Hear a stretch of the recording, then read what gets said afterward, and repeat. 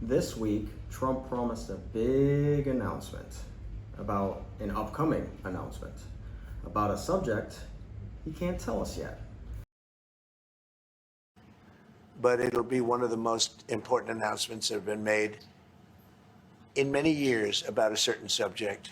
That's not an announcement. That's a toddler screaming, "I'm an artist," while eating half the crayons. If you're new here, this is Lies of the Orange Era. I'm Ernie, and around here, we do what the news won't. We laugh at the absurd, call out the chaos, and try to stay just sane enough to survive it. New episodes drop multiple times a week because apparently they give us more material than we can possibly keep up with. So Trump says it'll be one of the most important announcements in many years about a certain subject, which is just a fancy way of saying I haven't decided yet. At this point, I half expect the big reveal to be what he's getting into the bottled water business. Trump Springs, taste the freedom. Although, let's be honest, he probably won't. He's already running enough side hustles out of the White House. The last thing he needs is another excuse for conflict of interest bingo. Besides, he'd probably slap gold labels on tap water, double the price, and call it Patriot Hydration 1776 edition. So meanwhile, Americans are dealing with actual problems: soaring costs, healthcare stress, a destabilized world, and we're supposed to sit here like it's Christmas Eve waiting for Santa to tell us what flavor of grift we're getting? At this rate, Dora the Explorer has bigger and clearer announcements than Trump. Meanwhile, in the Vatican, history was made. A new pope was elected, and true to tradition, white smoke rose from the Sistine Chapel chimney. No texts, no tweets, no Instagram posts, just good old-fashioned smoke signals. Somewhere in Silicon Valley, a tech CEO just fainted. There's something kind of beautiful about it, though. In a world that moves too fast, sometimes tradition reminds us to slow down. You don't have to always reinvent the wheel. Sometimes it's okay to just watch the smoke rise and hope it carries a little hope with it. Meanwhile, back home, Mattel is raising Barbie prices and rolling out Tariff Tilly, the doll that teaches your kids about trade wars.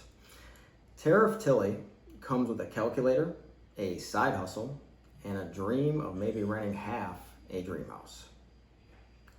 She can't afford the dream house pool, but good news, she rents a kiddie pool from Ken for $49.99 a month. Inflation isn't just numbers.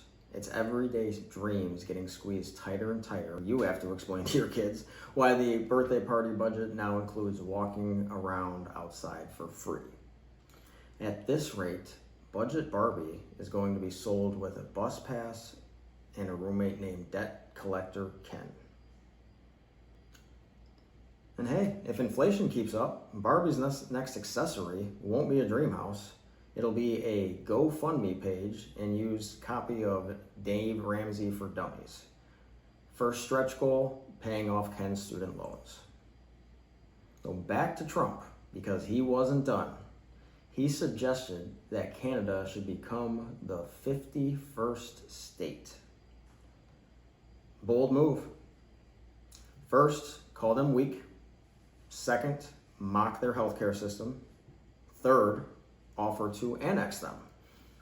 That's like insulting someone's mom and then asking if you can crash on their couch. And Canada, by the way, politely declined because they understand diplomacy means handshakes, not hissy fits and real estate offers. At this point, Canada might offer us citizenship just to save us from this nonsense. Finally, Lewis Black weighed in this week on how traditions, even strange ones, somehow endure. He called the Vatican smoke signal moment the world's fanciest bonfire. And he's not wrong, but there's always something reassuring about old rituals still finding their way into new centuries. Not everything needs a TikTok dance. From mystery announcements to rising toy prices to the White House smoke of tradition, the world's still spinning. And if nothing else, this week proves that no matter how crazy it gets out there, humor, honesty, and a little bit of patience still go a long way.